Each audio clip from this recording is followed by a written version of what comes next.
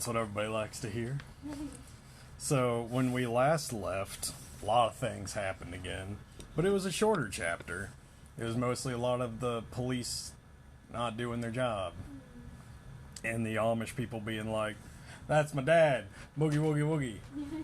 So, we're going to try to read chapter 3 and 4, because combined they're only about... It wasn't, that's my dad, it was, I'm your dad. Oh yeah, I'm your dad.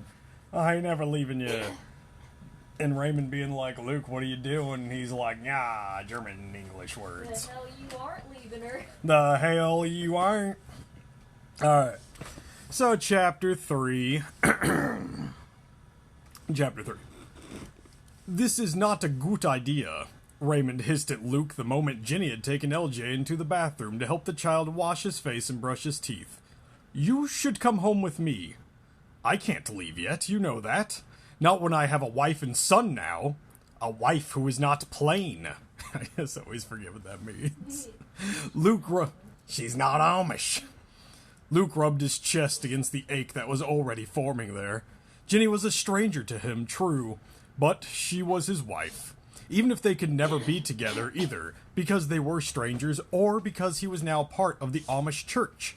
It was an impossible situation. Ja, I know she is not plain. Then why? Luke rounded on his brother.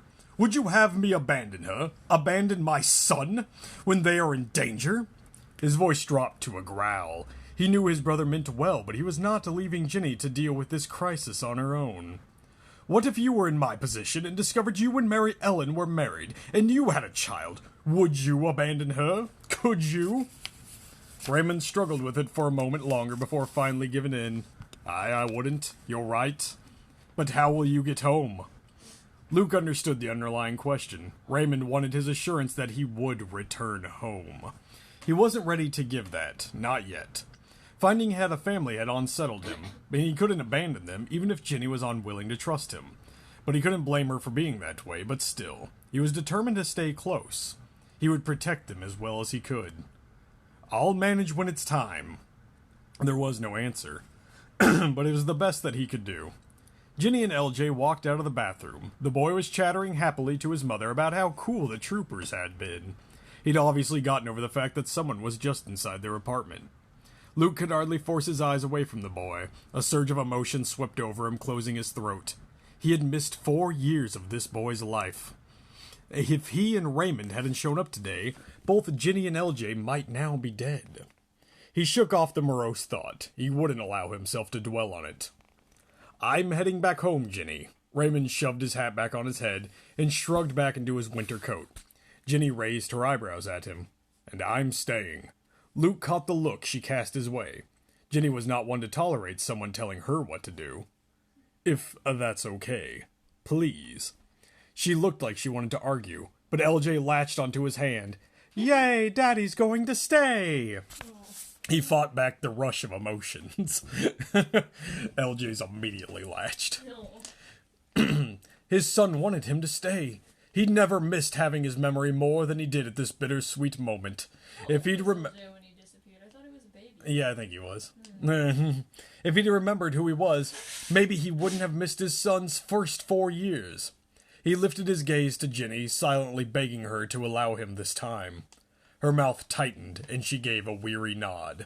It's fine. The tension left his shoulders. He followed her out to her car, as so they could go to the police station. She fastened LJ into his booster chair in the back, while Luke settled himself in the passenger seat. At one point, he must have known how to drive a car, he mused. He'd probably done it on a daily basis. But he had no recollection of it, and wasn't even sure if he'd be able to figure it out without embarrassing himself. It didn't matter. He was content to ride along. Raymond climbed up into the van beside Sam. The brothers shared one last glance. Raymond's gaze warned him to take care. Luke kept his face blank. Finally, Raymond and Sam pulled out and drove away. Ginny got into the driver's side and fastened her seatbelt. Thank you for letting me stay. Luke kept his voice low, hyper-aware of the child a few feet away from him. Ginny didn't answer at first, focusing on backing out of her space. I still can't believe you're alive.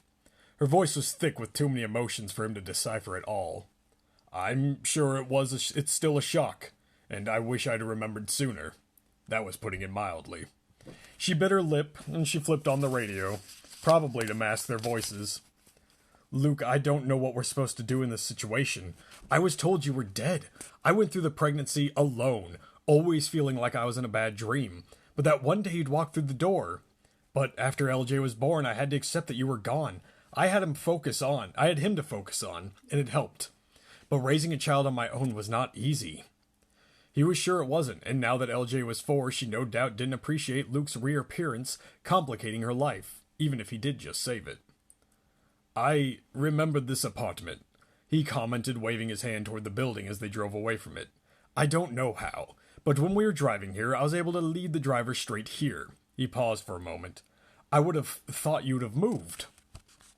After she heard he died, but he didn't add that part. She seemed to understand. I told the landlord that I wouldn't be renewing my lease in February. My brother and his wife Sophie have a place near Pittsburgh. Sophie's sister is deaf and attends the residential school there as a day student, and I decided to move closer to them. He never would have found them if she had already moved. He forced his mind away from that thought. It wasn't productive to think of what might have happened. Are you upset to find that I'm still alive? He asked instead. Oh! Her eyes flared open at his question. Of course not. It's good that you survived the explosion, of course. It's just... He waited, his heart pounding. He wasn't sure he wanted to know what she was trying to say. Just what? He prompted, but when she looked as if she wasn't going to continue. She was pulling into the police station, and she shifted in her seat and met his gaze head on. I don't know you anymore. Which must sound selfish of me, and I'm sorry, I truly am. I know that you've lost your memories. I can't even imagine how that must feel. It's disconcerting, that's for sure. There's a gap in my mind, a large chunk of experiences that I don't recall. Things that I might have learned how to do that I can't anymore. Should he say it? It's also painful to know that I've been a father for 4 years, and I have missed all of that. I understand that. Her voice was soft. He had to strain to catch her words. I'm just not certain on how to proceed. You're a stranger to me, and my life has finally gotten to a point where I feel like I'm moving forward. Or, at least it was. What had changed that more, knowing he was alive or knowing that Steve was out to get her? Steve. What were they doing sitting in the car when that man was still out there, waiting for the opportunity to attack again? We need to get inside. We're vulnerable here. He wished they had more time, but the situation was urgent. She opened the door and he followed her example. They gathered up LJ and headed into the station. Would she open up to him again? The frustration was gnawing at him. If only he could remember. We need to talk more. He broke the silence that settled between them. I know, but not now. LJ was trotting alongside his mother, his hand in hers. When he reached out and grabbed Luke's hand in his free hand, Luke smiled down at his son, still in awe that he had a child. Jenny signed in at the reception desk. The clerk who was behind a glass window buzzed them into the station. Luke was aware of the eyes following them as they walked into the room. It probably wasn't every day that an Amish man showed up to their station with an English woman. They didn't have to wait long before they were met by one of the troopers that had been out to the apartment earlier. Carter, his badge said. He led them back into a separate room, away from everyone else. Luke was glad to be away from all the curious stares. Okay, Jenny, Luke, there's no rush. Take your time, look through these images. I'll stay here, let me know if you recognize anyone. Within a few minutes, Jenny and Luke were seated at a console, looking at images of possible subjects. It was chilling to realize just how many images they would need to look through. Luke felt hemmed in behind the console. He wasn't used to being surrounded with so much technology. Or maybe it was the fact that he was sitting in an English police station that made him feel like ants were crawling under his skin. A woman walked in and tried to convince LJ to go with her, but the child pressed against his mother and refused to budge. Not going. He turned his face to Jenny's side. I'd like him to stay with me, Jenny said, hugging her son. It's okay, and he can stay with us, Trooper Carter told the woman. Luke was relieved when the woman gave in. He didn't want to let the boy out of his sight either, although he was probably safe at the police station. Mama, LJ yelled out 5 minutes later, pointing at the screen. I've seen that man before. Carter moved quickly. He eyed the man on the screen, then turned his sharp gaze to LJ. Are you sure, son? Have you seen this man? I mean, he's a baby, so no, I'm not sure, but go off. LJ nodded. Yeah, he stands outside the playground taking pictures of me and my friends. Jesus Christ. Oh. That needed to be brought up sooner. It's probably not even gonna be the Santa. It's just gonna be another psycho. bad person. Jenny's hands froze as the blood drained from her face. Luke wanted to bolt out the door and find the man. He forced himself to remain still. Someone was watching his son? Was Steve behind this? Or were there more people out to destroy his family? Steve. It's such a not menacing name. Yeah. Steve. Jenny wanted to grab up her son and run, but where, she had no idea. Someone was watching her baby. She didn't think she could handle any more shocks. Having Luke appear this morning had been hard, but this was worse. Much worse. She had to keep her mind from exploring the many possible scenarios that could have happened before she realized they were in danger. LJ is fine. They protected him. Trooper Carter immediately left the room after not naming the name of the man who had been watching the playground. This can't be a coincidence. Luke's face was like granite. Funny, she'd not noticed that hardness in him before. Luke had always been so gentle and easygoing, but not now. The man beside her was intense. I mean, there's a murderer. He was a very creepy man.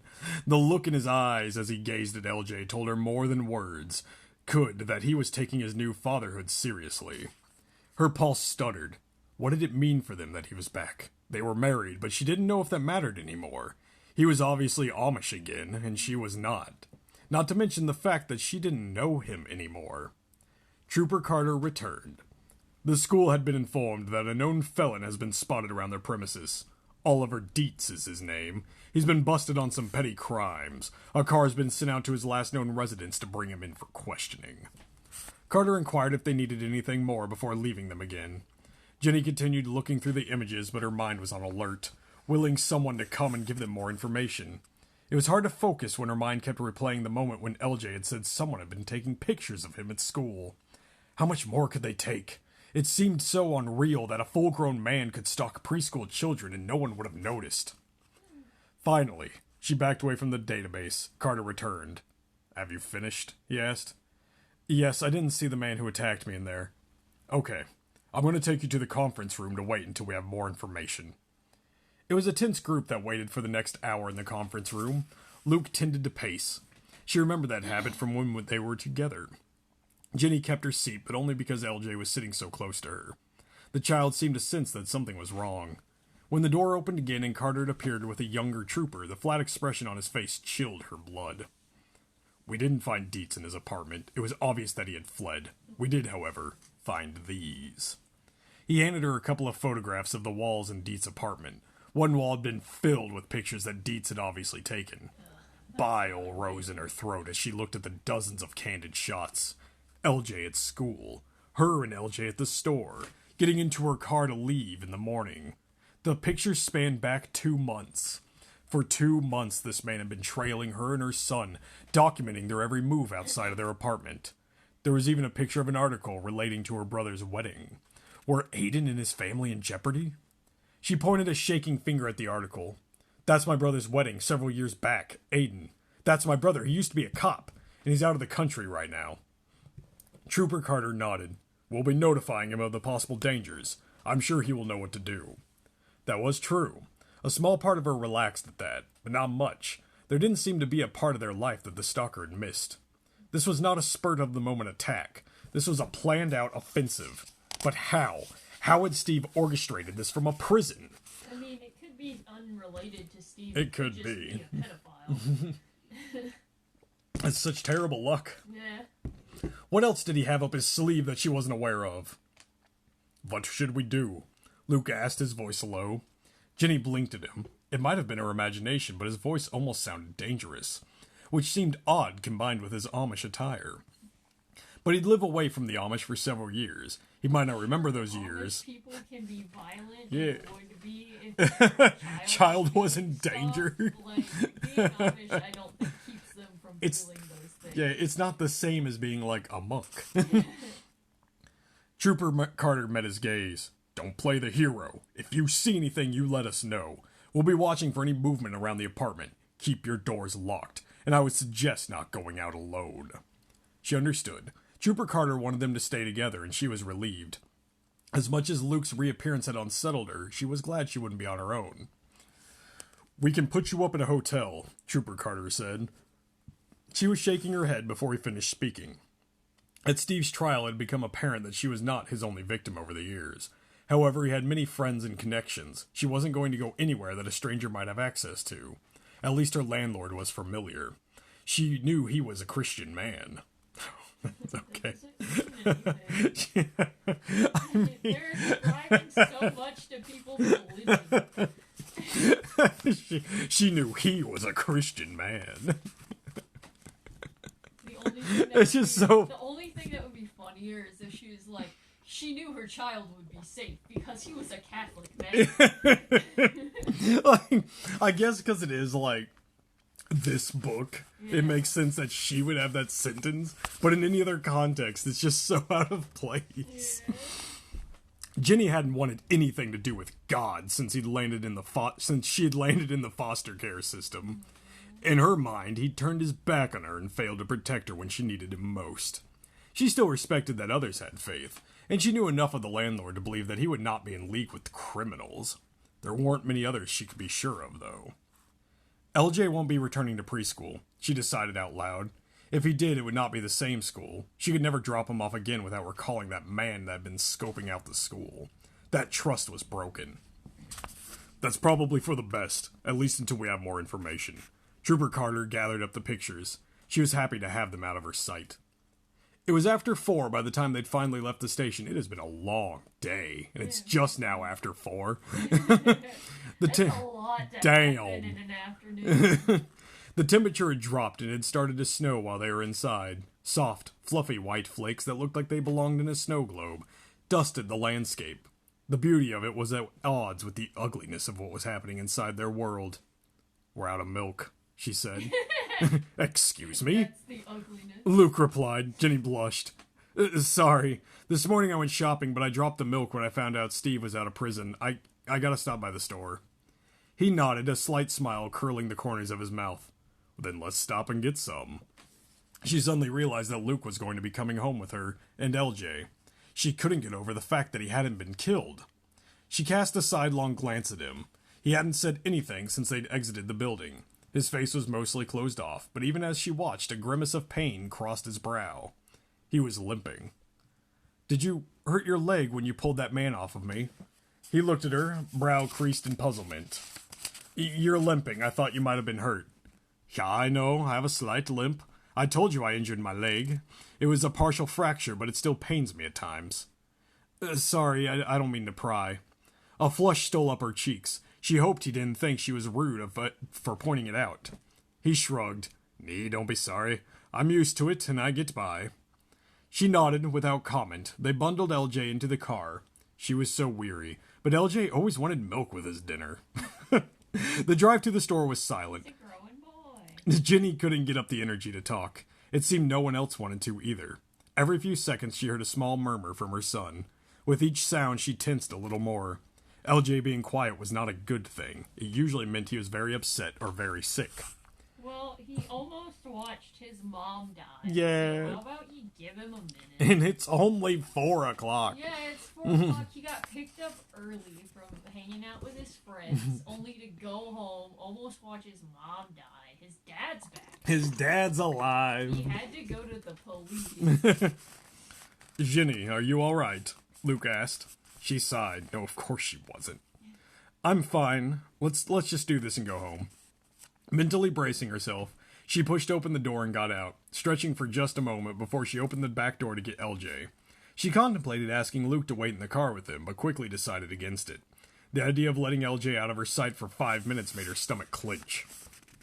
She stretched her mouth into what she hoped was a cheerful smile. "Come on, LJ, we're on a mission to score some milk." Normally her son loved going on missions, but today was not one of those days. He scrunched up his little face in a scowl. "I'm tired," LJ said. Oh no, she knew that voice. Her son was getting close to an exhaustion-driven meltdown. She needed to get into the store and get the milk before that happened. Why don't you just go in and leave him with Luke? She doesn't want her. "Hey, LJ, want me to carry you?" Luke appeared at her side. The boy's eyes lit up at the father's question. "Yeah." Jenny moved away to let Luke get LJ out of his seat. When she heard her son laugh, she turned away to hide the sudden tears in her eyes. She'd often thought about how much Luke would have loved being a father. She walked back to the back of her car to wait for them. would have loved to have a father. Yeah, Like... fuck that child. A sharp squeal of tires rent the air. A car turned the corner of the parking lot. It was racing down the aisle. Can we just get some milk? It was going to hit her. Ginny's legs wouldn't move. Had Steve come to take her out at last? That's the end of chapter 3. Just the Kroger parking lot. I mean, honestly, That's though. just how it is. I'm going to pause there so that we can load this chapter on its own, and we'll be back in just a moment for chapter 4. On quite a cliffhanger.